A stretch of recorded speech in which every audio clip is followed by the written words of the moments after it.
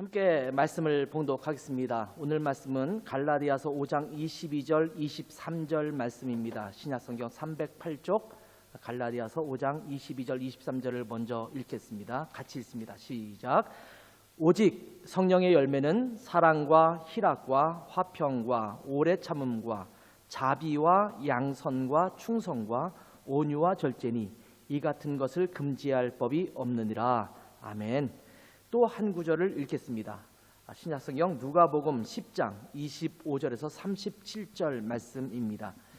누가복음 10장 25절에서 37절 말씀 신약성경 110쪽에 있습니다. 누가복음 10장 25절부터 37절 말씀입니다. 제가 25절부터 읽겠습니다. 함께 교독해서 봉독하도록 하겠습니다. 어떤 율법교사가 일어나 예수를 시험하여 이르되 선생님, 내가 무엇을 하여야 영생을 얻으리이까? 예수께서 이르시되 율법에 무엇이라 기록되었으며 내가 어떻게 읽느냐? 대답하여 이르되 내 마음을 다하며 목숨을 다하며 힘을 다하며 뜻을 다하여 주 너의 하나님을 사랑하고 또한 내 이웃을 내 자신같이 사랑하라 하였나이다. 예수께서 이르시되 내 대답이 옳도다. 이를 행하라. 그러면 살리라 하시니 그 사람이 자기를 옳게 보이려고 예수께 여짜오되 그러면 내 이웃이 누구니이까? 예수께서 대답하여 이르시되 어떤 사람이 예루살렘에서 여리고로 내려가다가 강도를 만나매 강도들이 그 옷을 벗기고 때려 거의 죽은 것을 버리고 갔더라. 마침 한 제사장이 그 길로 내려가다가 그를 보고 피하여 지나가고 또 이와 같이 한 레위인도 그곳에 이르러 그를 보고 피하여 지나가되 어떤 사마리아 사람은 여행하는 중 거기 이르러 그를 보고 불쌍히 여겨 가까이 가서 기름과 포도주를 그 상처에 붓고 싸매고 자기 짐승에 태워 주막으로 데리고 가서 돌보아 주니라. 그 이튿날 그가 주막 주인에게 데나리온 2를 내어주며 이르되 이 사람을 돌보아 주라. 비용이 더 들면 내가 돌아올 때에 갚으리라 하였으니 내 생각에는 이 세 사람 중에 누가 강도 만난 자의 이웃이 되겠느냐? 같이 읽습니다. 이르러 자비를 베푼 자니이다. 예수께서 이르시되 가서 너도 이와 같이 하라 하시니라. 아멘. 반갑습니다. 이렇게 또 가까이에서 성도들을 몇 분이라도 뵐 수 있으니까 너무 반가운데요. 서로 뭐 인사해 볼까요? 멀리 있지만 서로 이렇게 앞뒤로 돌아보면서 뒤에 있는 분에게도 인사하고 반갑습니다. 저 2층에도 반갑습니다. 예. 또 각 가정에 있는 분들 또 혼자 예배 드리시는 분들도 주님의 사랑과 은혜가 가득하기를 바랍니다. 지금 코로나19 코비드 19이죠. 이 감염증으로 인해서 교회에 함께 모여서 예배 드리지 못한 지가 한 달이 넘었습니다. 실시간으로 예배를 온라인 방송으로 내보내기 시작한 것이 지난 3월 15일이었습니다. 그때부터 시작을 하면 이번 주일까지 7번째 주일 동안 지금 온라인 예배를 방송하고 있고 아예 성도들이 교회에 모일 수 없기 때문에 온라인 예배로만 또 하게 된 것이 6번째 주간이 됩니다. 그러니까 거의 근 2달간 우리가 성도들이 얼굴을 마주 대하지 못하고 온라인으로 예배를 드리고 있기 때문에 상당히 짧지 않은 시간 동안 우리가 함께 그렇게 예배를 드리고 있습니다. 최소한 다음 주일까지 5월 3일까지는 지금 내려진 행정명령에 따라서 우리가 이제 지금은 15명 목사와 또 반주자 포함해서 17명 예배 드릴 수 있는데 그 정도 다음 주까지 진행된다고 한다면 아마 다음 주까지만 해도 일단 우리가 함께 서로 만날 수 없는 그런 안타까운 마음이 있습니다. 이제 빨리 코로나19 감염증이 종식돼서 우리가 함께 만나고 또 함께 좀 쉽게 어깨도 마주치고 악수도 하고 이럴 수 있는 시간이 속히 오기를 바랍니다. 모두들 잘 지내고 있으시죠? 집에서도 방콕으로 많이 지내고 있겠습니다만 전부 건강한 여러분 되시기 바랍니다. 요즘 우리가 성령의 열매 9가지 덕목들에 대해서 살펴보고 있습니다. 지난 주일에는 성령의 열매 중에서 오래 참음이라는 덕목에 대해서 함께 살펴보았는데 여러분 한 주간 오래 참으셨습니까? 보통 이런 설교를 하고 나면 그 덕목에 관련된 유혹과 미혹들이 많이 찾아와요. 참지 못할 일이 생기거든요. 혹시 지난 한 주간 동안 내가 오래 참음을 잘 누리고 경험하셨는지 모르겠어요. 혹시 그렇지 못해서 오래 참음을 실패했다면 또 계속적으로 이 오래 참음의 덕목을 만들어가는 여러분 되셨으면 좋겠습니다. 오늘은 성령의 열매 중에 5번째 덕목으로 나타나고 있는 자비라는 덕목에 대해서 함께 살펴보려고 합니다. 자비라는 말을 들을 때에는 보통 하나님께서 우리 인간에게 베푸시는 덕목이라고 생각하기가 쉽습니다. 주여 자비를 베푸소서, 이런 표현을 굉장히 많이 쓰게 되죠. 예전에 드리는 그 찬송곡 또 이 성가곡 이런 것들을 보면 주여 자비를, 이런 표현들이 굉장히 많이 등장하는 것을 보게 되지요. 하나님의 자비를 구한다, 이런 말을 우리는 많이 사용하게 됩니다. 불교에서도 자비라는 말을 많이 사용하고 있는 편이기도 합니다. 불교에서는 대자대비, 한이 없고 끝이 없는 그 자비로움, 이것을 말할 때 대자대비, 이런 표현을 쓰게 되지요. 자비는 보통 우리가 신적인 존재, 이제 하나님께서 인간에게 베푸시는 덕목이라고 여겨지기 때문에 인간들 사이에서도 자비를 베푼다, 이런 표현을 쓰면 보통 힘이 있고 권력이 있고 물질적으로 풍요로운 강자가 물질적으로 좀 연약하고 힘도 없고 그런 약자에게 베푸는 덕목, 이렇게 말할 때 보통 자비라는 표현을 많이 사용하게 됩니다. 자비라는 단어를 한자어로 굳이 써본다면 한자어의 의미를 따지면 사랑과 슬픔입니다. 사랑할 자자 또는 그 너그러울 자자에다가 슬플 비자를 쓰거든요. 그 사랑과 슬픔이라는 단어가 합쳐져서 자비라는 단어를 말하고 있습니다. 이게 풀어서 말하면 가엾게 여겨서, 불쌍하게 여겨서, 이 슬픔이죠. 불쌍하게 여겨서 사랑해 준다, 이런 표현이 자비라는 한국말의 표현입니다. 불쌍하게 여기는 것, 이것이죠. 이러니까 뉘앙스를 볼 때에도 가만히 보면 더 많이 가진 자가 덜 가진 자에게 뭔가 베푸는 그런 느낌과 뉘앙스를 갖고 있는 것이 분명합니다. 그렇다면 이런 우리가 갖고 있는 자비와 성경에서 지금 성령의 열매로 나타나고 있는 자비가 같은 것이냐, 이 내용을 우리가 좀 살펴봐야지만 분명하게 성령의 열매로서 내가 자비를 어떻게 행해야 될 것인가를 좀 분명하게 알 수 있다라는 생각을 하게 됩니다. 먼저 자비란 어떤 덕목인가 라는 부분을 좀 살펴보기를 원합니다. 오늘 성령의 열매의 덕목들을 열거하면서 자비라는 덕목을 이야기하고 있는데, 우리 한국말 성경에서는 이 자비라는 단어가 굉장히 자주 등장합니다. 특별히 하나님께서 우리에게 자비를 베푸신다라는 표현이 많이 등장하게 됩니다.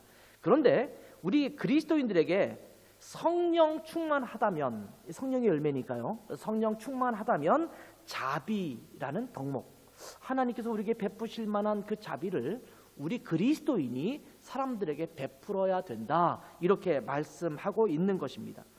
그런데 오늘 우리가 읽은 본문 중에서 성령의 열매로 등장하고 있는 자비라는 단어는 헬라어에서나 또는 독일어나 또는 영어에서 번역할 때 자비라는 말로 번역되지 않는 경우가 일반적입니다.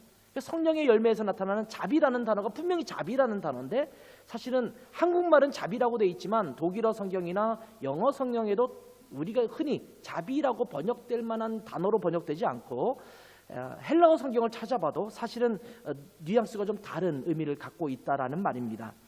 제가 성령의 열매를 다루면서 헬라어 단어를 자꾸 말하는 것은 제가 헬라어를 조금 배웠다고 잘난 척하려고 이렇게 말씀을 드리는 것이 아닙니다. 어쩔 수 없는 일입니다. 왜냐하면 이 성경이 헬라어로 쓰여졌잖아요.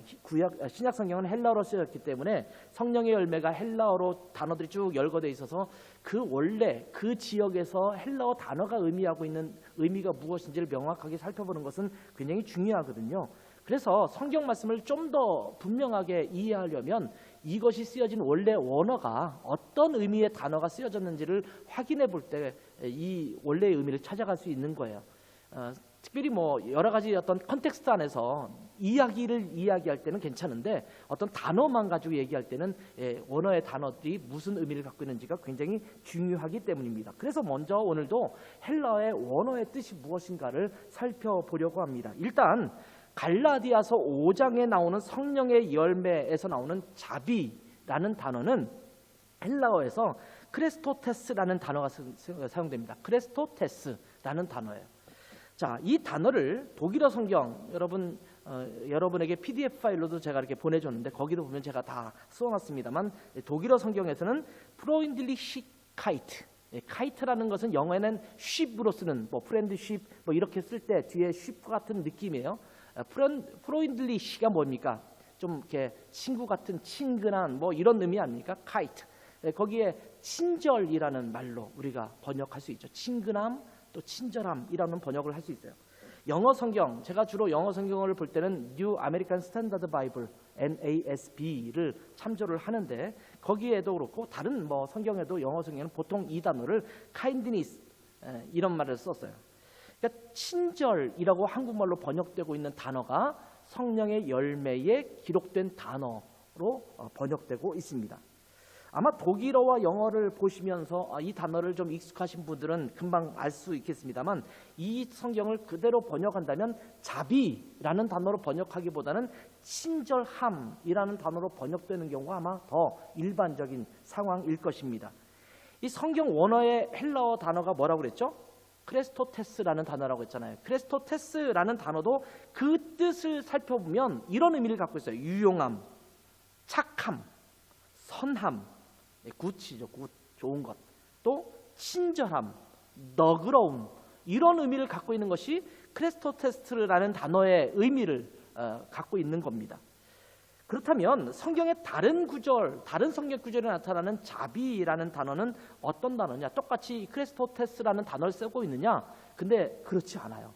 다른 데서 사용되는 일반적인 자비는 또 다른 단어가 일반적으로 사용하고 있습니다. 우리가 일반적으로 자비라고 번역되고 있는 단어는 헬라어 성경에서 주로 엘레오스라는 단어가 쓰여집니다. 엘레오스. 오늘 읽은 누가복음 본문이 있죠. 제가 병행 구절로 누가복음 하나를 더 이렇게 여러분에게 제시했는데 여기에서 자비를 베푼 자입니다. 이렇게 율법교사가 대답을 하잖아요. 누가 이 세 사람 중에 이웃이 되겠느냐? 이 강도 만난 자의 이웃이 누구겠느냐라고 물을 때 율법교사가 자비를 베푼 사람입니다. 이렇게 답을 하잖아요. 그때 이 자비라는 표현을 쓸 때도 엘레오스라는 단어가 사용되고 있는 겁니다. 영어 성경의 번역본을 보면 이 누가복음에 있는 내용을 mercy라고 하는, 우리가 일반적으로 자비라고 할 때 mercy라는 단어를 많이 쓰지 않습니까? 이 단어가 사용되고 있고 독일어 성경을 보면 die Barmherzigkeit라는 말 써요. 역시 자비라는 말로 번역되고 있는 그런 단어입니다. 이 단어는 우리가 흔히 자비라고 번역되는 가장 흔한 독일어 단어이고 또 영어 단어인 것을 알 수가 있습니다. 그렇다면 이 두 단어가 완전히 서로 다른 의미를 갖고 있는가?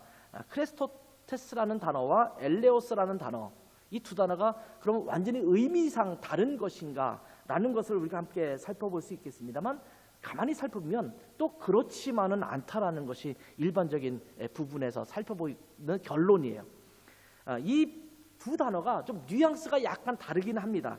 이 성령의 열매에서 나오는 자비라는 단어, 이 크레스토테스라는 단어에서 갖고 있는 뉘앙스는 뭐냐면 친절함, 너그러움이라는 말을 볼 때 여기에 엘레오스라는 단어에서 느낄 수 있는 뉘앙스 하나가 빠져 있어요. 그게 뭐냐면 엘레오스에서는 불쌍히 여기는 것이라는 것이 전제되어 있는 자비예요. 그러니까 엘레오스는 불쌍히 여기고 긍휼히 여기고 그러기 때문에 그런 이유로 그 사람에게 너그럽게 해주고 친절하게 해주는 거예요. 뒤에는 친절하다, 너그럽다라는 것은 같은 결만으로 나가는데 엘레오스에서는 그 이유가 뭐냐면 불쌍하기 때문에, 그가 좀 가엾게 여겨지기 때문에 긍휼히 여겨서 이렇게 하는 거예요. 근데 여기서 말하는 크레스토테스라는 말은 불쌍히 여긴다라는 의미를 전제하고 있지 않아요. 그러니까 불쌍하지 않아도 너그럽게 여겨야 돼요. 그러니까 이 자비라는, 이 성령의 열매에서 나오는 자비라는 단어는 강자가 약자에게 불쌍히 여겨서 도와주는 자비를 포함하지만 거기에서 더 나아가서 내가 약자임에도 불구하고 강자에 대해서 그 사람 불쌍한 사람이 아니에요. 그럼에도 불구하고 내가 그를 향해서 너그럽게 대할 수 있는, 또 그들에게 친절하게 대할 수 있는 그런 태도를 가질 때 여기 크레스토테스라는 자비라는 단어를 사용할 수 있다라고 볼 수 있는 겁니다. 보통 우리는 이런 사람들이 있잖아요. 어떤 사람은 강자에게 약한 사람이 있어요. 권력을 갖고 있는 사람들은 항상 굽신굽신하고 뭔가 그 앞에서는 이제 겸손하게 얘기하고, 그러고 약자에게는 막 군림하는 사람들이 있잖아요. 막 납치하고 그 사람들 못 살게 굴고 힘을 자랑하고 이런 사람이 있어요. 그런가 하면 어떤 사람은 반대의 경우도 있어요. 약자에게는 막 친절하게 대해주고 막 이런 경우도 있어요. 특별히 이제 의로운 사람 중에서 그런 사람이 많거든요. 그러면서 사람들, 약한 사람들은 불쌍히 여기고 그들을 도와주고 그래요. 근데 강자에게는 무조건 대들어요. 강자는 네가 뭔데, 나는 그 안에서 난 굴하지 않아, 이러면서 그런 태도를 보이는 경우도 있잖아요. 둘 다 안 되는 거예요. 강자에게도 자비하고 약자에게도 자비하는 거예요. 이것이 크레스토테스라는 단어의 의미예요. 그러니까 누구에게나 친절하고 또한 누구에게나 너그럽게 대하는 태도입니다. 그래서 이 구약 성경의 자비라는 단어를 보면 긍휼, 은혜라는 단어가 서로 막 뒤섞여 있는 것을 보게 되거든요. 적어도 이제 요거를 보면서 되지도 않는 히브리어, 헬라어를 막 찾아보면서 이렇게 살펴보았어요. 그런데 구약 성경에 굉장히 많은 단어들이 똑같은 단어임에도 불구하고 한국어 성경이나 영어 성경이나 독일어 성경에도 비슷한데, 거기에 보면 굉장히 다른 단어로 번역되어 있는 것이 많아요. 똑같은 단어인데 어떤 때는 자비라고 했다가, 어떤 때는 긍휼이라고 했다가, 어떤 때는 인자함이라고 했다가, 어떤 때는 은혜, 어떤 때는 또 사랑으로 번역되는 경우도 있어요. 그러니까 똑같은 단어인데 굉장히 그 문맥에 따라서 굉장히 다양한 단어로 사용되고 있는 단어 중에 하나가 이 자비라는 것의 히브리어 원어일 수도 있습니다. 자비라는 단어의 구약의 히브리 원어는 보통 레켐이라는 단어가 사용됩니다. 명사형으로 레켐이라는 단어가 사용되는데, 이 단어가 가장 많이 긍휼이라는 단어로 번역될 때가 많습니다. 구약 성경의 히브리어로 아마 여러분도 이 단어는 어디서 들어본 듯한 단어인데 라고 하는 단어가 있을 거예요. 헤세드라는 단어예요. 헤세드라는 단어가 아주 많이 사용되는데, 이 단어도 때에 따라서 인자함, 어떤 때는 긍휼, 어떤 때는 사랑, 어떤 때는 은혜라고 하는 굉장히 다양한 단어로 번역되어 사용되고 있는 것을 보게 됩니다. 그러니까 레켐이라는 단어나 헤세드라는 단어가 영어나 독일어나 한국어에 따라서 그 문맥에 따라서 불쌍히 여긴다, 또는 긍휼, 자비, 인자함, 사랑, 은혜, 굉장히 다양한 단어로 번역되기도 합니다. 근데 이 단어들이 헬라어로 번역될 때, 이 구약에 있는 단어들이 신약에 있는 헬라어로 번역될 때 보통 엘레오스라는 단어로 많이 번역되고 있는 것을 보게 됩니다. 근데 이 엘레오스도 지금 말하는 헤세드나 이런 단어도 신약 성경의 헬라어에서 사랑이라거나 아니면 은혜라는 단어로 또 번역되기도 해요. 그러니까 이 구약 성경에 갖고 있는 이 단어의 폭이 훨씬 더 넓고 많은 뜻과 의미를 갖고 있는 단어라고 볼 수 있습니다. 그러니까 유대인들이 사용하고 있는 이 자비라는 단어가 갖고 있는 굉장히 폭넓은 의미를 여러분에게 말씀드리고 있습니다. 다시 말하면 이러한 단어들은 결국은 같은 뿌리를 갖고 있습니다. 여기서 같은 뿌리라는 것은 문법적인 어근을 말하는 게 아닙니다. 거기에서 갖고 있는 의미상의 같은 뿌리를 말하고 있는 것입니다. 그 모든 것은 결국은 사랑으로 귀결되죠. 사랑하기 때문에 자비한 거고, 사랑하기 때문에 은혜로운 거고, 사랑하기 때문에 그들에게 은혜를 베푸는 거죠.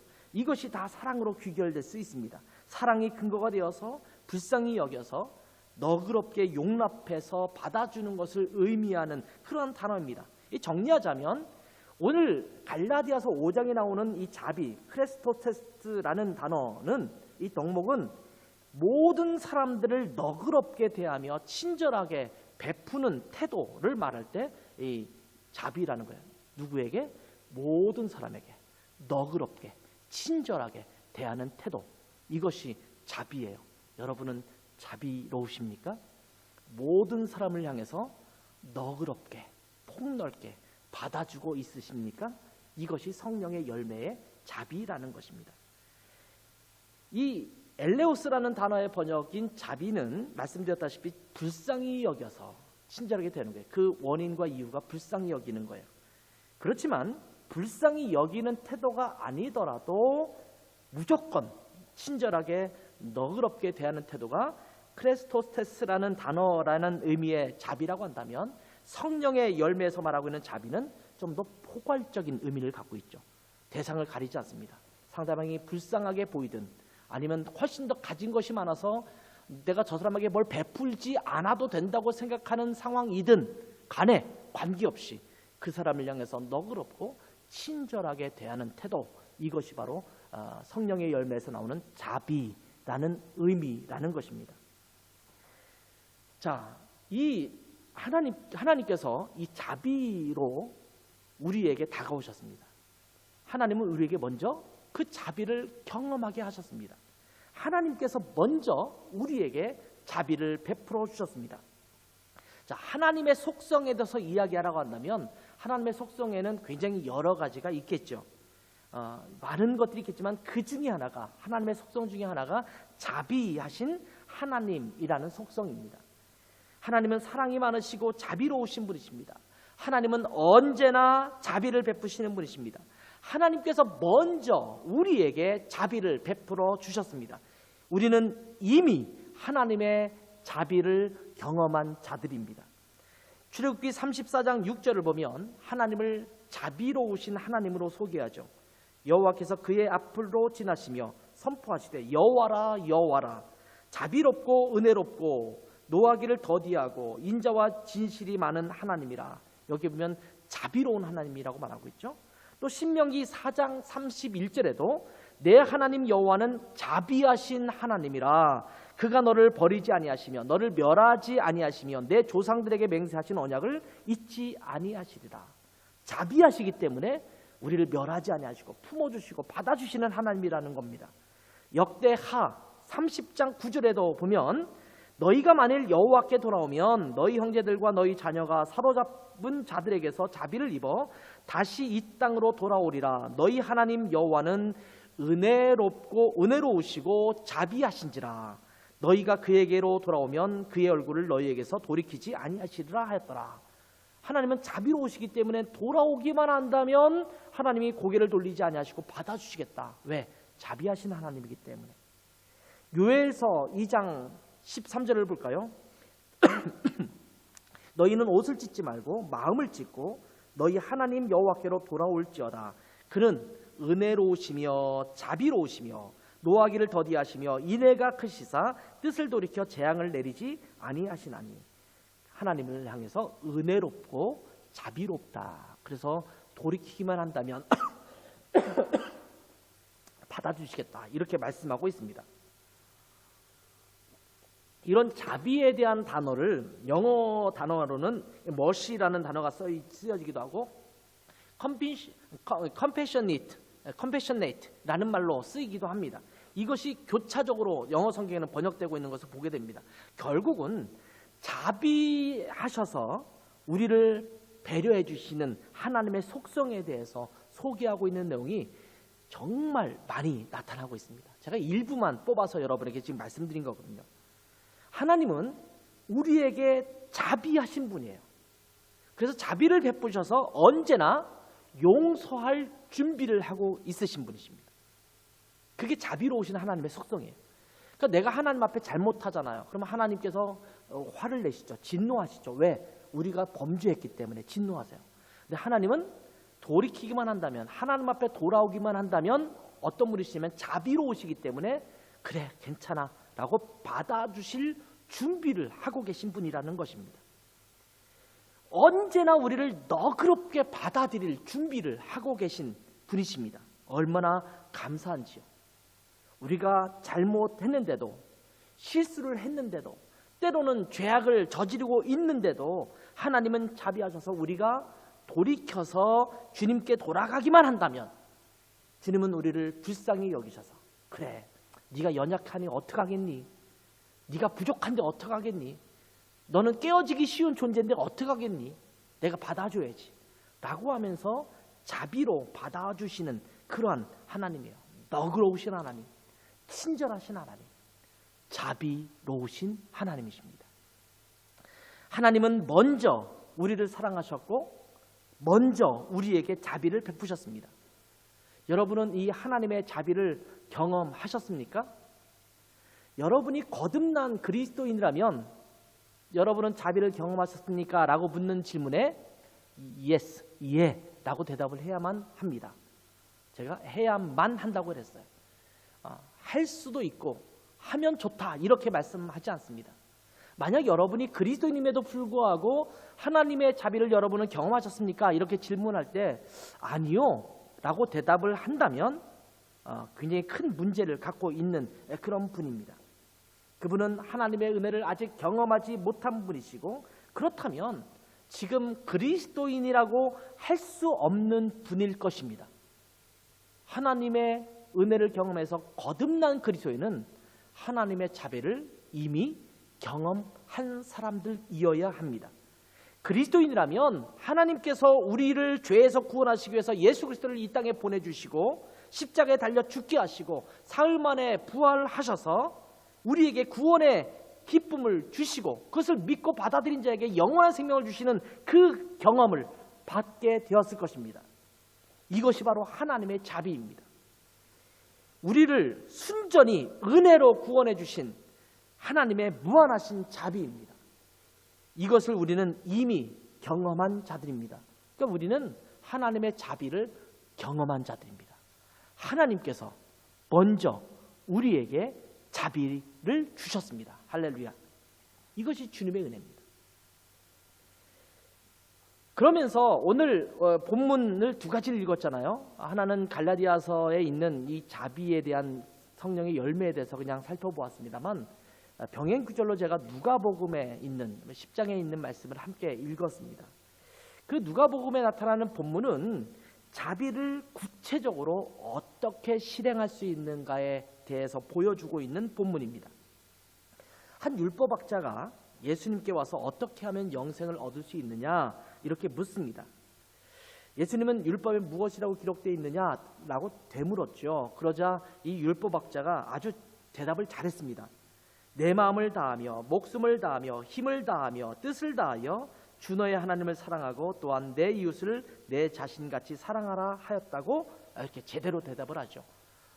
율법을 두 가지로 요약하지 않았습니까? 하나님을 사랑하고 또 다른 이웃들을 사랑하고 이 두 가지로 요약을 해서 잘 이야기했습니다. 그러자 예수님께서 그러면 그대로 가서 행하면 된다 이렇게 말씀을 하셨거든요. 자, 그런데 이 율법학자는 이렇게 가서 행하라 이렇게 말씀하셨던 예수님의 말씀에 한마디의 말을 덧붙여서 질문을 합니다. 뭐를 질문하냐면 그러면 내 이웃은 누구입니까? 이런 질문을 해요. 그런데 29절 말씀을 보면 이렇게 질문한 의도에 대해서 말씀하고 있는데 그 사람이 자기를 옳게 보이려고 예수께 여짜오되 그러면 내 이웃이 누구오니까 이렇게 질문했어요. 왜 그렇게 질문했냐면 내 자신을 옳게 보이도록 하기 위해서. 자, 이 옳게 하기 위해서라는 말은 어떤 뉘앙스를 갖고 있냐면 자신 있어서요. 내 이웃을 사랑하라. 너 가서 그렇게 해라. 하나님을 사랑하라. 그렇게 하라. 이렇게 말씀했잖아요. 나 정도 하면 되지. 나는 이 정도 충분히 할 수 있어. 하고 있어. 그래서 나를 옳게 보이려고 하기 위해서 내 이웃이 누굽니까? 이렇게 물었어요. 그럼 말해주면 제가 그렇게 한 사람입니다. 제가 누군데요? 이렇게 대답할 준비를 하고 이 율법학자는 이렇게 아마 질문을 했을 것입니다. 아마 이 율법학자는 유대인들이 갖고 있는 보편적인 이웃의 개념을 가지고 예수님께 질문했을 것입니다. 아마 그런 대답이 있을 거라고 생각했을 것입니다. 유대인들이 갖고 있는 보편적인 이웃은 누구냐? 보편적인 이웃은 그냥 동족인 유대인들입니다. 조금 더 좁게 본다면 자기들과 비슷한 위치에 있는 사람들을 의미하는 단어로 이웃이라는 단어를 썼을 가능성이 굉장히 큽니다. 다시 말하면 사회적 지위와 동질성을 같이 누리고 있는 사람들이 이웃이다 이렇게 얘기하는 거예요. 뭐 굳이 따지면 강남에 사는 사람은 강남에 있는 사람끼리 이웃이고 또 뭐 시골에 사는 사람은 시골에 사는 사람끼리 이웃이고 그렇게 하는 것처럼 스카이는 스카이대로 이으시고 그렇지 않은 사람은 그렇지 않은 사람들이 이으시고 뭐 이런 의미에 갖고 있는 거예요. 옛날 우리나라의 조선시대나 이런 게 따지면 양반은 양반끼리 이웃이지 상놈들은 이웃이라고 여겨지지 않는 것과 똑같은 개념을 유대인들이 그 당시에 갖고 있었거든요. 그런 범주에서 이 율법학자는 나름대로 내가 이웃을 사랑하고 있다라고 자부했을지도 모릅니다. 그래서 자기를 옳게 보이려고 그런 질문을 했다. 이렇게 성경은 기록하고 있는 것입니다. 이러한 율법학자의 질문에 예수님께서는 하나의 비유를 들어서 설명하는 것이 강도 만난 자의 비유입니다. 자, 한 사람이 예루살렘에서 여리고로 가다가 강도를 만났습니다. 다 물건을 빼앗기고 엄청 얻어맞았는지 거의 죽게 된 것을 성경은 그렇게 기록되고 있죠. 뭐 그게 피투성이가 아마 됐을 가능성이 커요. 버려졌습니다. 근데 그 길을 한 제사장이 지나가다가 피해서 지나갔고 또 한 레위인이 지나가다가 또 그를 보고 피해서 지나갔다. 이렇게 설명을 하고 있죠. 그런데 어떤 사마리아 사람이 지나가다가 이 강도 만난 사람을 보고 불쌍히 여겨서 기름과 포도주로 그 상처를 싸매줍니다. 응급처치를 하게 된 거죠. 그리고 자기 짐승에 태워서 주막에 가서 잘 돌봐줍니다. 그러면서 자기는 이제 비즈니스 때문에 떠나야 되니까 혹시 이 사람을 좀 잘 돌봐달라고 말하면서 2데나리온을 그에게 주면서 돌봐주라고 말하죠. 적지 않은 금액입니다. 1데나리온이 한 사람의 노동자의 하루 품삯이라고 보통 일반적으로 말하거든요. 그러니까 보통 노동자라고 하면 요즘 뭐 5만에서 10만 원 받는다고 해도 10만 원에서 20만 원 정도 또는 뭐 10만에서 20만 원 정도를 아마 주고 그 당시의 비용으로는 적지 않은 아마 비용일 것입니다. 그 비용을 주고 돌봐달라고. 만약 돈이 더 들면 내가 돌아올 때 그 모든 경비를 내가 지불하겠다. 이렇게 약속을 하고 있습니다. 그러면서 길을 떠났어요. 그러면서 이 이야기를 하신 예수님께서 율법학자에게 이렇게 묻습니다. 36절에 이렇게 말하죠. 내 생각에는 이 세 사람 중에 누가 강도 만난 자의 이웃이 되겠느냐? 누가 나의 이웃입니까? 이런 질문을 하는 자에게 이 세 사람 중에 누가 이 강도 만난 사람의 이웃이 되겠느냐? 이렇게 다시 질문을 한 것입니다. 그러자 이 율법교사가 대답한 내용이 37절에 나오는데 이르되 자비를 베푼 자니이다. 이렇게 대답을 하죠. 그러자 예수님께서 너도 가서 이와 같이 하라. 이렇게 말씀을 하십니다. 자, 강도 만난 자의 비유에서 우리는 여러 가지의 교훈을 끄집어낼 수 있습니다. 그런데 오늘은 우리가 자비라고 하는 성령의 열매의 덕목에 대해서 함께 살펴보면서 이 본문을 함께 살펴보고 있는 거거든요. 자, 이 자비라는 덕목을 초점을 맞추어서 이 본문, 비유의 본문을 함께 살펴보도록 하겠습니다. 우리가 이 땅을 살아가면서 접하는 대상을 보통 세 종류로 나눌 수 있습니다. 세 종류로 나눌 수 있는데 그 첫 번째가 뭐냐면 하나님입니다. 우리가 하나님을 접하며 살아가죠. 또 하나는 이웃들 또는 다른 사람들이라고 말하는 옆에 있는 주변에 있는 사람들입니다. 수많은 사람들과 우리는 접하며 살고 있습니다. 마지막 세 번째는 보통 그것들이라고 말하는 거죠. 그것들은 뭐냐면 뭐 식물, 동물을 포함해서 여러 가지 사물들이죠. 이 사물들과도 만나고 접촉하며 살게 되죠. 하나님은 우리에게 이 세 가지 종류의 접촉점을 두고 살도록 이 땅에 우리를 살게 하셨거든요. 자, 근데 일단 세 번째는 거론하지 않겠습니다. 동물, 식물, 뭐 환경 뭐 이런 것까지 다 하려면 복잡해지니까 이것은 뒤로 하고 우리는 하나님과 다른 사람을 접촉하며 살아가고 있죠. 그러면서 이 율법은 이 대상들을 사랑하라라고 말씀하고 있어요. 물론 율법은 이 두 대상만이 아니라 세 번째 대상 그것들에게도 사랑하고 다스리고 잘 하는 것이 필요하다라고 성경은 우리 가운데 말씀하고 있지만 하나님을 사랑하고 내 이웃을 다른 사람을 사랑하라고 성경은 우리 가운데 말씀해주고 있어요. 우리가 접촉하고 있는 대상들에게 우리는 뭘 베풀어야 되느냐? 사랑을 베풀어야 돼요. 사랑에 기인한 행동을 하면서 살아가라고 말씀하고 있는 것입니다. 하나님을 사랑하고 내 이웃들을 사랑하라고 주님께서도 말씀하셨습니다. 그런데 이웃들이라고 말했을 때 이 율법교사가 질문했던 이웃이 누군가? 라는 질문에 대해서 우리가 다시 한번 생각해 볼 필요가 있어요. 자, 이 질문은 자비라는 덕목을 생각해 볼 때 굉장히 중요한 질문 중에 하나입니다. 왜? 내가 자비를 베풀어야 되는데 누구에게 자비를 베풀 것인가? 근데 예수님께서 이 비유를 말씀하시면서 자비를 베푼 자가 이웃이거든요. 그러니까 이웃이 되려면 뭘 해야 된다? 자비를 베풀어야 된다라고 말씀하고 있는 거예요. 자, 우리는 누구에게 자비를 베풀어야 하는가?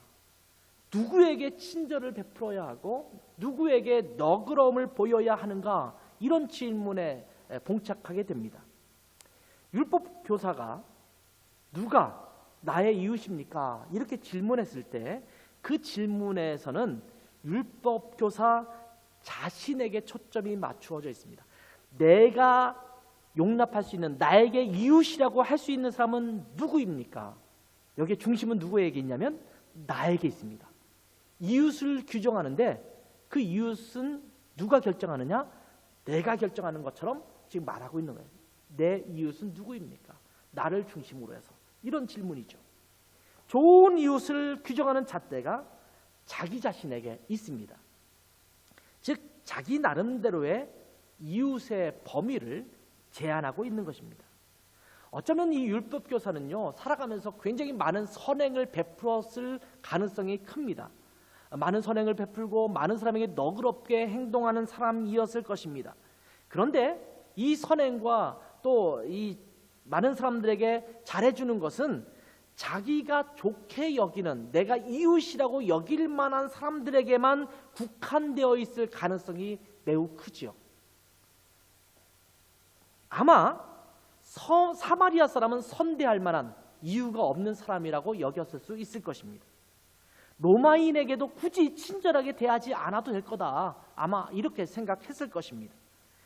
세리나 창녀 같은 이들에게는 아마 너그럽게 대하지 않았을 가능성도 매우 큽니다. 특별히 율법 교사이기 때문에 정죄했겠죠. 어떻게 이런 죄악을 저지르고 있는가라고 정죄하면서 나무랐을 가능성이 훨씬 더 컸을 것입니다. 자기가 보기에 내 이웃이라고 해도 괜찮을 만한 사람들에게 제한하여 놓고 너그럽게 친절을 베풀었을 가능성이 매우 큽니다. 그러니까 이 율법학 교사는 내 이웃이 누굽니까? 굉장히 자랑스럽게 질문하면서 내 이웃은 내가 정했습니다. 이들에게는 내가 최소한 친절하겠습니다. 이렇게 말하는 거죠. 여러분은 자비하신 분 있습니까? 이렇게 말할 때 나에게 무례하지 않은 사람들, 또 나와 비슷한 성향을 갖고 있는 사람들, 또 나와 피부 색깔이 같거나 나와 언어를 비슷하게 사용하는 사람들은 내가 너그럽게 잘 대해지는 편입니다. 근데 언어가 잘 안 통하면 별로, 피부 색깔이 다르면 아닌 것 같고, 아니면 나와 계층이 좀 다르면 나 그들과도 교제하고 싶지는 않고, 심지어 나에게 무례하게 행하거나 나에게 잘못을 행하는 자들에게 내가 그렇게 친절을 베풀 필요가 있을까? 이런 생각을 하면서 자비를 베풀되 제한된 자비를 베풀고 있는 모습이 우리의 모습일지도 모릅니다. 그런데 예수님은 이 강도 만난 사람의 비유에서 그 이웃에 대한 관점을 바꾸어 버립니다. 예수님은 강도 만난 사람에게 있어서 누가 이웃이냐? 질문이 이랬어요. 강도 만난 사람에게 누가 이웃이냐? 레위인의 입장에서 보지 않았고, 제사장의 입장에서 보지도 않았고, 사마리아인의 입장에서 보지도 않았습니다. 강도 만난 사람, 지금 필요가 있는 사람, 뭔가 도움을 받아야 될 사람의 입장에서 누가 이웃인가를 물으신 것입니다. 아마 이 강도 만난 사람은 예루살렘에서 여리고로 가는 길이었다, 이렇게 설정을 했지 않습니까? 아마 거의 10중8구 유대인일 가능성이 매우 큽니다. 아마 예루살렘에서 여리고로 간다는 표현을 썼을 때는 그 전제를 아마 깔아 놓았을 것입니다. 일반적인 이해로는 하여튼 이 사람은 유대인입니다. 그런데 그 길을 지나갔던 제사장과 레위인은 같은 유대인이었죠. 또 그들은 종교 지도자들에 속하는 그런 사람들이었습니다. 그런데 그들의 범주 안에 이웃이라고 여길 수 있는 같은 유대인이 지금 고통받고 있거든요. 죽어가고 있거든요. 근데 피해 지나갔습니다. 아마 이 강도 만난 사람은 아까도 말씀드렸지만 피투성이가 되어서 거의 숨만 간당간당 남아있는 것 같은 느낌의 상태로 거기에 너부러져 있었을지도 모릅니다. 아마 제사장이나 레위인은 내가 거룩한 사람인데, 성별된 사람인데 내가 시체를 만지면 부정하게 되니까 이것을 만지면 안 되겠다, 혹시 죽을 수도 있으니까 피해 가야겠다라는 생각을 했을 수도 있을 것입니다. 제사장과 레위인으로서 갖춘 깨끗한 복장이 더러워질 수 있기 때문에 내가 지금 이렇게 할 수 없지, 만질 수 없지, 아마 이런 생각을 가질 수도 있었을 것입니다. 아주 바쁜 일정이 있어서 서둘러 가느라고 그랬을 수도 있겠죠. 굉장히 수만 가지의 이유 때문에 이 강도 만난 사람을 피해서 지나간 것입니다. 아마 나중에 인터뷰를 해본다면 제사장에게 그때 왜 그러셨습니까? 또 레위인에게 또 그렇게 질문한다면 사실은 내가 그때 이런 이유가 있었고 저런 이유가 있었고 굉장히 많은 이유들을 들어서 내가 이 사람을 회피할 수밖에 없었던, 지나칠 수밖에 없었던 정당한 이유를 아마 그들은 불러댔을지도 모릅니다. 그런데 어쨌든 이 두 사람은, 레위인과 제사장은 강도 만난 사람에게 이웃이라고 할 수 없는 사람이 된 것입니다. 근데 한 사람, 굳이 이 사람을 들어서 예수님은 사마리아인, 어떤 사마리아인이라고 말하고 있어요. 유대인들이 그토록 싫어하는 사마리아 사람입니다. 마치 인종차별이 있듯이 유대인들은 사마리아인들과 함께 말도 함께 나누기 싫어하는 그런 사람들이었거든요. 이 사마리아인이 이 길을 가다가 이 사람을 보고 이 사람을 치료해 줍니다. 주막으로 데려가서 돌봐줍니다. 그리고 돈이 더 필요하면 내가 언제든지 이 돈을 갚을 테니까 이 사람을 더 치료해달라고 말하고 있습니다. 자기를 싫어하는, 어쩌면 유대인일 수 있는 그 사람을 지금 데려다가 치료하고 있는 이 모습을 보게 됩니다. 율법 교사는 이웃에 대한 대답을 하면서 뭐라고 말하냐면, 누가 이웃이냐? 자비를 베푼 자다, 이렇게 말합니다. 누가 이웃인가? 자비를 베푼 자가 이웃이라는 것입니다. 이웃의 개념을 돌봄을 받는 자 입장에서 바라보게 된 것입니다. 내 입장에서 보는 것이 아니라 필요한 자, 돌봄을 받는 자, 그 사람의 입장에서 누가 이웃인가를 말씀해주고 있는 것입니다. 상대방의 입장에서 내가 이웃으로 여겨질 수 있는가에 대한 관점으로 바라보라고 말씀하고 있는 것입니다. 우리 그리스도인은 모든 자의 이웃이 되어야 합니다. 참 피곤한 일이에요.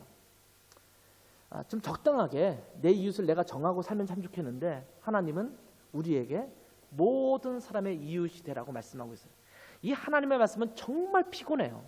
왜냐하면 이 말씀대로 살려면 힘들고 짜증나고 지치죠. 왼뺨을 쳤는데 오른뺨을 돌려드렸잖아요. 오리를 같이 가자고 억지로 끌고 가요. 근데 심리까지 가주라고 하잖아요. 이 속옷을 달라고 하는데 겉옷까지 내어주라고 하잖아요. 원수를 사랑하라고 이야기하고 있잖아요. 그 말씀대로 살기가 쉽습니까? 좀 그렇게 안 했으면 좋겠어요. 구약이 훨씬 나아요. 이는 이로, 눈은 눈으로, 내 눈을 빼보면 그 사람 눈을 뽑고 속 시원하다, 뭐 이런 마음을 갖고 있으면 참 좋겠는데, 예수님께서는 거기에다가 더 나아가서 아니야, 그렇게 하면 안 돼. 오히려 너가 그를 사랑함으로써, 그를 용서함으로써 그 머리 위에 숯불을 쌓는 것과도 같다. 사랑하라, 이렇게 말씀하고 있잖아요. 얼마나 피곤한 일입니까? 내가 이웃을 나름대로 설정을 하고 요 사람들한테 내가 잘해줄 수 있어. 근데 저 사람은 아니야, 어떻게 무리할 수 있는데, 아니면 나에게 정말 불편하게 하는 사람인데, 너무 저 사람은 염치 없는 것 아니야? 이런 사람들을 향해서는 그래, 그 사람은 너무 염치 없으니까 하지마, 이렇게 말씀해 주면 좋겠는데, 그 사람의 입장에서 이웃이 되라, 이렇게 말씀하고 있는 거예요. 물론 그 사람의 입장이라고 할 때 우리가 좀 구별할 것은 있죠. 예를 들면 사기꾼에게 자비를 베풀 것인가, 사기를 나한테 치고 있는데 사기를 내가 고스란히 그럼 당해줘야 된다, 이럴 수는 없잖아요. 전화가 왔어요. 보이스피싱, 뭐 검찰이라고 그러고 뭐 하면서 이 사람 불쌍히 여기 자비를 베풀어야지. 그래서 송금 어디요, 계좌번호 알려주세요. 1,000만 원이요, 내가 곧바로 보내드릴게요. 뭐 빚내서 보내주고 뭐 이럴 수는 없잖아요. 그런 자비가 아닙니다. 우리가 구별하고 분별하는 건 필요하겠습니다만, 뭐 상대방이 나쁜 의도를 가지고 내게 찾아왔는데 그것을 무조건 받아주라는 의미, 그것은 아닙니다만, 그 사람을 불쌍히 여기고 그 사람에게 너그럽게 친절하게 최선을 다하는 태도가 있어야 한다는 거예요. 근데 누구에게? 모든 사람에게. 오늘 누가복음의 본문에서도 사마리아인이 강도 만난 사람을 봤을 때 느끼는 마음을 기록해 놓았는데 33절이죠. 불쌍히 여겨. 이 글을 보고 불쌍히 여겼다. 이런 단어가 나오고 있는 것을 보게 되죠. 이 불쌍히 여기는 마음에서 자비가 시작됩니다. 그 사람을 보는 관점이 달라지는 거예요. 불쌍히 여기는 거예요. 보통 자비를 못 베푸는 이유가 도대체 무엇입니까? 사실은 나에게 잘해주는 사람에게 자비를 베푸는 것은 너무나 하기가 쉬워요. 나에게 맨날 밥 사준다고 하고, 나에게 막 때가 되면 선물도 사다 주고, 나에게 늘 나를 만나면 얼굴로 반겨주고, 내가 원하는 대로 해주고, 이런 사람들에게 자비를 베푸는 것은 누구나 할 수 있는 일 아닙니까? 또 내가 뭔가를 했을 때 그 사람이 나에게 뭔가를 또 해줄 수 있는 사람이라고 생각할 때는 내가 그 사람에게 자비를 베푸는 것은 일종의 투자처럼 느껴질 수 있는 거 아니에요? 그러니까 자비를 베푸는 건 쉬워요. 근데 문제는 그 사람이 내게 아무런 이득이 안 될 수도 있어요. 오히려 그것이 나에게 피해가 될 수 있어요. 이 사마리아 사람에게는 이 사람을 돌봐주는 것이 자기에게 이득이 되는 게 아니거든요.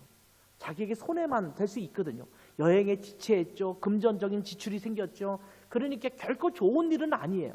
그럼에도 불구하고 그 사람을 불쌍히 여기는 마음 때문에 그 일을 행하는 것입니다. 사기를 차는 사람이 있다면 불쌍히, 도대체 저 사람은 왜 저렇게 사기를 칠까? 이 불쌍히 여기는 마음이 있어야겠죠. 나를 막 험담하고 막 이런 사람이 있으면 저 사람이 정말 몰라서 그러는구나. 정말 제대로 안다면 그러지는 않을 텐데. 그러니까 그는 하나님 앞에만 토로하죠. 하나님은 아시잖아요. 저 사람이 나에게 하는 험담이 정말 루머에 속하고 아무런 사실의 근거도 없으면서 그렇게 막 이야기를 하고 나를 힘들게 하지만 하나님은 아시잖아요. 정말 그 사람은 몰라서 그러는 거군요. 저 사람의 성향과 성격이 정말 고쳐지기 힘든 좀 약한 마음들이 있군요. 이런 것들을 갖고 있으면서 불쌍히 여기는 마음이 있게 되면 조금 자비를 가질 수 있는 마음이 생기거든요. 그러니까 자비는 불쌍히 여기는 마음을 가질 때 사실은 시작되기가 참 쉽습니다. 그 불쌍히 여기는 마음, 긍휼히 여기는 마음으로 인해서 친절하게 너그럽게 베푸는 행동이 나오는 것입니다. 하나님께서는 우리를 긍휼히 여기십니다. 우리의 연약함과 우리의 부족함을 보시고 긍휼히 여기셔서 자비를 베풀어 주십니다. 자, 마태복음 18장 23절 이후에 보면 이제 18장 23절 이전에 보면 베드로가 예수께 물어요. 몇 번이나 용서해 주면 되겠습니까? 7번 용서하면 되겠습니까? 뭐 이렇게 자랑스럽게 또 7번씩이나 내가 이 정도면 정말 예수님께 날 쓰담쓰담 해주시겠지, 이런 질문을 한 거거든요. 그 질문에 대한 답을 하시면서 18장 23절 이후에 1만 달란트 빚진 자의 비유가 나오거든요. 한 임금에게 어떤 사람이 1만 달란트를 빚졌습니다. 이 1만 달란트 빚졌다는 것은 그냥 계산하기 힘든 천문학적인 숫자의 빚을 진 겁니다. 자, 여러분 1달란트가 지금 돈으로 따지면 4억에서 5억 정도 됩니다. 한 달란트가 4억에서 5억 정도 돼요. 그러니까 이 유로로 따지면 30만 유로, 40만 유로 정도 되는 거거든요. 근데 한 달란트가 그런데 1만 달란트예요. 계산이 복잡해집니다. 이거는 굉장히 천문학적인 숫자, 우리 개인에게는 만져볼 수 없는 돈이라고 말해도 거의 국가 예산에 해당되는 그 정도의 금액을 말하고 있는 거예요. 그러니까 엄청난 빚을 진 겁니다. 그런데 이 임금이 1만 달란트 빚진 자의 빚을 모두 탕감했습니다. 말도 안 되는 사건, 대박 사건이 일어난 거예요.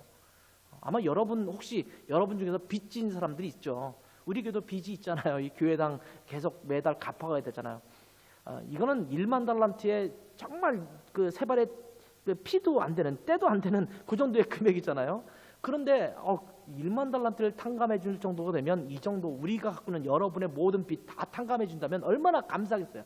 그 정도 탕감받아도 정말 감사하실 텐데, 근데 이 사람은 1만 달란트 탕감을 받았으니 이거는 세상을 얻은 듯한 기쁨을 아마 그는 누렸을지도 몰라요. 나를 무겁게 눌렀던 그 온갖 짐 같은 것, 잠도 못 자던 그 모든 것에서 해방되어서 그날은 아마 잔치를 베풀었을지도 몰라요. 근데 이 사람이 집으로 돌아가다가 100데나리온 빚진 사람을 만났습니다. 아까도 말씀드렸잖아요. 1데나리온이 하루 품삯이에요.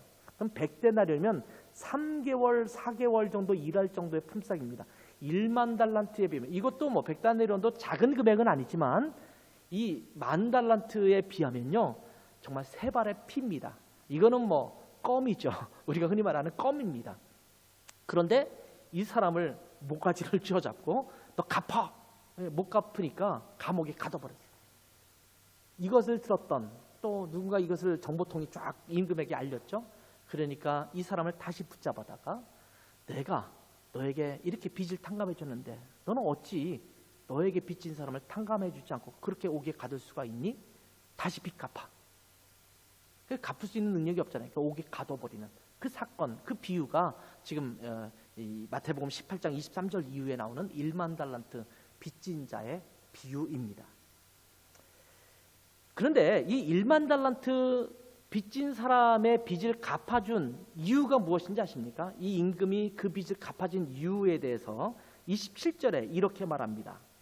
그 종의 주인이 불쌍히 여기어 놓아보내며 그 빚을 탕감해 주었더니. 왜 그랬다고요? 불쌍히 여겨서. 다른 이유가 없어요. 그래, 저 친구가 이 빚을 평생 갚아도 못 갚을 텐데, 평생 갚아도 못 갚을 텐데, 우리 죄가 그렇잖아요. 하나님 앞에 평생 갚아도 내 죄값은 못 갚아요. 그러니까 우리는 죽을 수밖에 없는 자예요. 그런데 이 못 갚을 것을 보면서 저는 어차피 못 갚을 거 불쌍하다. 이게 탕감해 주는 거예요. 저 사람의 능력으로는 갚을 수 없기 때문에 그냥 내가 은혜로 베풀어 주는 거예요. 그런데 이 사람이 은혜를 모르고 자기에게 빚진 자를 잡아 가둔 거예요. 그래서 이 사람을 다시 데리고 와서 이 임금이 마태복음 18장 30절에 보면 이렇게 이야기하는 내용이 나옵니다. 내가 너를 불쌍히 여김과 같이 너도 내 동료를 불쌍히 여김이 마땅하지 아니하냐. 여기서 나오는 불쌍히 여김이라는 단어가 엘레에사이라는 단어가 사용돼요. 엘레에사이, 이 단어는 엘레오스라고 하는, 아까 처음에 자비에 대해서 두 가지 얘기하지 않습니까? 그 엘레오스, 긍휼히 여기는 것, 불쌍히 여겨서 자비를 베푸는 것, 엘레오스라고 그랬어요. 이 단어의 뒤에 어미가 바뀌어서 엘레에사이라는 단어가 사용되고 있거든요. 영어 성경에는 mercy라는 단어가 사용되고 있고 독일어 성경에는 에어바멘이라는 단어가 사용되고 있는 것을 보게 되죠. 그러니까 이것을 그냥 또 우리말로 다시 번역을 한다면, 내가 너에게 자비를 베풀었다면 너는 내 동료에게 자비를 베푸는 것이 마땅하지 아니하느냐, 이 말이에요. 여기서 불쌍히 여기다라는 말이 자비라는 단어가 사용되고 있는 것을 보게 되는 거예요. 우리는 하나님의 자비를 받은 사람들입니다. 내 지은 죄 평생 못 갚을 줄 알아, 이런 찬양이 있잖아요. 근데 주님께 갚을 수 없는 그 죄를 지은 우리들을 주님께서 예수 그리스도로 말미암아 용서하셨어요. 하나님께서 우리를 불쌍히 여기셔서 우리의 모든 죄를 예수 그리스도께서 대신 담당하게 하시고 결국 우리를 용서하시고 하나님의 자녀가 되게 하셨습니다. 근데 우리는 그 하나님의 자녀가 된 기쁨이 너무나 크죠. 근데 잊어버려요. 1만 달란트 빚진 사람처럼 엄청난 빚을 탕감받았는데 자기에게 뭔가 조금 잘못한 사람 있으면 후루룩 떠는 거예요. 안 되는 거예요. 힘든 거예요. 이게 우리의 연약함이에요. 지금 그 얘기를 하는 거거든요. 너희의 죄 평생 갚아도 너가 나에게 한 죄는 갚을 수 없는 죄를 짓고 살았었는데 내가 예수 그리스도로 말미암아 그 모든 죄를 용서해 줬다. 근데 너는 7번 용서하면 되냐고? 아니, 70번씩 7번이라도. 이게 자비를 베풀라는 소리거든요. 이 용서라는 단어가 사실은 자비와도 일맥상통하는 단어예요. 그러니까 이 자비라는 단어는요, 상대방을 용납해 주는 것과 같아요. 그냥 받아주는 거예요. 그래서 너그럽게 하는 거예요. 우리를 구원하신 것은 순전히 하나님의 은혜요, 하나님의 자비하심 때문인 것을 우리가 기억해야 합니다. 이런 자비를 누린 우리에게 하나님은 자비를 베푸는 삶을 살아라, 이렇게 말씀하고 있는 겁니다. 너희 스스로가 자비를 베풀 수 없는 건 나도 안다. 여러분 아시잖아요. 여러분 어떤지 모르겠어요. 제 성격은 자비를 베풀 수 있는 성격이 잘 안 돼요. 못된 짓 하면 이렇게 막 화가 나죠. 나한테 막 잘못한 사람이 있으면 어떻게 저럴 수가 있지? 어떻게 저렇게 무례하게 행하지? 이런 마음이 들어요. 자비가 스스로 나오지 않아요. 여러분 중에서 성품이 정말 자비로운 사람이 있어서 그렇게 할 수 있는 사람이 있는가 하면 아마 대부분의 사람은 아까도 말한 것처럼 율법 교사처럼 나름대로 자기 그 범위를 정해놓고 자비를 베풀 수 있을지는 모르겠지만 그렇지 못할 경우는 자비를 베푸지 못한 사람들이 많아요. 근데 우리에게 자비를 베풀려고 해요. 근데 우리는 스스로 그렇게 자비를 베풀기가 어려워요. 그렇기 때문에 이 자비라는 항목이 성령의 열매에 들어가 있는 거예요. 성령님을 의지하면, 성령 충만하면, 성령님이 우리를 온전히 지배하셔서 다스리시면, 그리고 나면 다른 이들에게 친절을 베풀고 너그럽게 대하고 용서할 수 있게 되고 자비를 베풀 수 있게 된다라고 말씀하고 있는 겁니다. 혹시 여러분은 자비로우십니까? 한번 스스로 생각해 보세요. 가슴에 손을 얹고 나는 자비로운 사람인가? 아마 여러분의 성품 자체가 자비롭지 못한 사람이 있을 수도 있습니다. 다른 사람에게 매우 인색한 사람일 수 있어요. 나에게는 인색하지 않고 너그러운 사람 있죠. 요즘 내로남불이라는 말 많이 쓰죠. 내로남불이 사자성어처럼 느껴지지만 그 아니에요. 요즘 나타나는 말이에요. 내가 하면 로맨스, 내로, 남이 하면 불륜, 남불이에요. 내로남불을 내가 하면 로맨스, 남이 하면 불륜이라는 말을 그냥 줄여서 내로남불이라는 말을 써요. 요즘 사람들이 내로남불의 마음을 많이 갖고 있다 이렇게 말하거든요. 내가 하는 건 다 너그러워요. 나를 용납해 주는 거예요. 나는 이유가 있어요. 다 정당성이 있어요. 근데 남이 하면 절대로 용납하지 못해요. 나는 그럴 만한 이유가 있어서 그렇게 한 거지 너는 그러면 안 돼. 이게 내로남불의 자세라고 하는 거거든요. 이게 인색한 사람이 많이 하는 모습 중에 하나예요. 다른 사람에게 친절을 베풀거나 너그럽게 대하거나 인자하게 대하는 것이 쉽지 않은 분들도 꽤 많습니다. 저만 해도 그렇지 않은 것 같아요. 예를 들면 매일 그지가 우리 집 여기에 찾아와서 맨날 똑같이 뭐 한 하루에 10유로씩 달라고 한다.